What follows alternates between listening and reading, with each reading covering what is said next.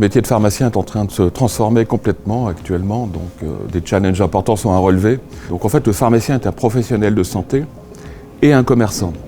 Et tout l'enjeu aujourd'hui et de cette transformation, c'est de libérer du temps au pharmacien pour qu'il puisse le consacrer aux patients.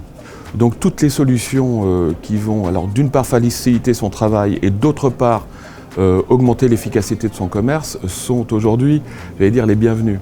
Alors ça va des solutions basiques, des compétences basiques, mais aussi bien des solutions d'écrans digitaux, alors dans les affichages vitrines, dans la communication à l'intérieur de l'officine, la communication au niveau des transactions qui se font à la caisse avec des petits écrans transactionnels et des suggestions de vente et de conseil. Mais aussi, par exemple, et là on est vraiment à mi-chemin entre son rôle de conseil professionnel de santé et de commerçant, en pouvant proposer dans des espaces de vente de 60 mètres carrés du matériel de maintien à domicile. Donc là, on est dans du matériel très volumineux, donc des lits, des fauteuils roulants, des fauteuils coquilles. Et aujourd'hui, donc ça nous permet de présenter aux patients avec des écrans tactiles et des tablettes des produits, de les sélectionner en l'accompagnant à côté de la tablette et de les faire livrer équipés au domicile.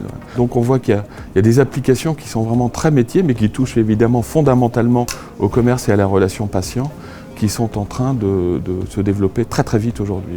Mais la grande révolution de l'année, c'est la téléconsultation aujourd'hui, qui évidemment est absolument déterminante dans les zones en France où il y a une désertification médicale importante. Et là, enfin, cette téléconsultation est remboursée tant pour le médecin que pour le pharmacien qui va disposer des outils digitaux pour la réaliser et qui peut accompagner le patient.